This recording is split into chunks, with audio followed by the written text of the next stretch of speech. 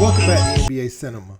Today I want to talk about Rich Paul and his encounter with Stephen A. Smith, which Stephen A. he spoke about on the podcast Peace Show with Paul George, where, you know, the age-old debate, man, with Michael Jordan and LeBron James. Obviously, Rich Paul is going to choose LeBron James, as he should. You know, when you're that close to a brand and to a player, you have to side with what's yours, right? Or what you're a part of actively.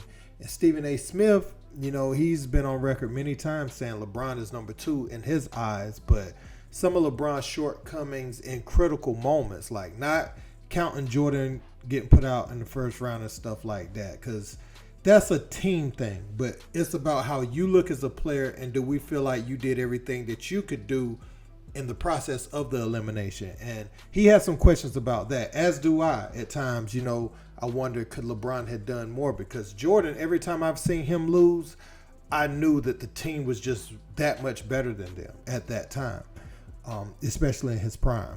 But you know, Rich Paul is talking about that encounter now, and he's saying Stephen A. Smith is capped by the way he's saying he handled that, because he wouldn't put up for that level of disrespect. Let's check out exactly what he had to say.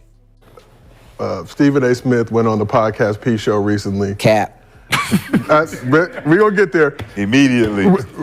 Immediately. He had this to say about when he told you he had LeBron at number 2. I got him as the second best player in the history of basketball. I got him ahead of Kareem. I got him behind no one but Jordan. And I said to Mr. Chirper himself, Rich Paul, my boy, and I said, you act like that's an insult. This dude, it is an insult. I said, get the fuck out of my face. What? Cap. Get the fuck out of my face.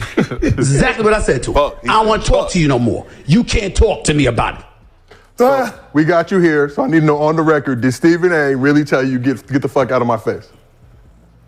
So from that, let me answer that question. I just need to hear Cap one more time. Come on, man. Anybody in the world know me, he's not going to say that to me, first of all. That doesn't matter to respond. Now, if you want to add context to it, because, you know, Stephen A., that's my guy. We have cordial conversation. But I'm not, you know, I can debate all day long. So when you talk about there's no such thing as get the fuck out of my face, no. Now you can say, oh, man, get out of here. Let's just add context for the viewers, right? Mm-hmm. Okay, fine. Okay, so we move on. So I like a lot of things that Rich Paul said here. He didn't disrespect Stephen A. Smith, but he got his respect back in that matter. And I'm explaining to you why this is important for Rich Paul to say. Stephen A. Smith sound like, you know, he just said that to him and was short with him and walked off while he was just standing with his mouth wide open like he couldn't believe he just said that. But it's nothing I can do to big bad Stephen A. Smith talking to me like that.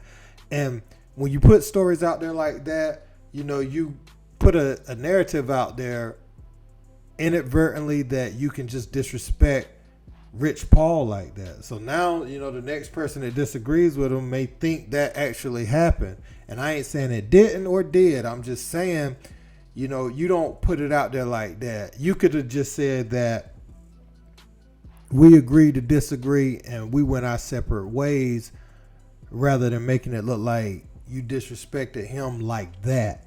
Now, you may have been done with the conversation and said, man, get out of here, like he said. And he still made it a point to say that Stephen A. Smith was his guy, which I thought that was commendable, because he didn't let this thing just spiral out of control in the media. He grabbed a hold of it while saying like, nah, look, dude, this is not how it went down. It'll never go down like that. It ain't no such thing as that in my face as a man. And that's just as a man, you know. I personally feel like Michael Jordan at the top of his game is the better player, but you know, people that argue LeBron James, I don't argue that no more, because like I always say, eras is a real thing. And a lot of times when we have these arguments, I really like to argue with people who can see points from both sides, because who you are as a player is so significant in that era, you know, and I feel like both guys dominated their era. But let me know what you guys think in the comments. Don't forget to like, share, and subscribe. Until next time, peace.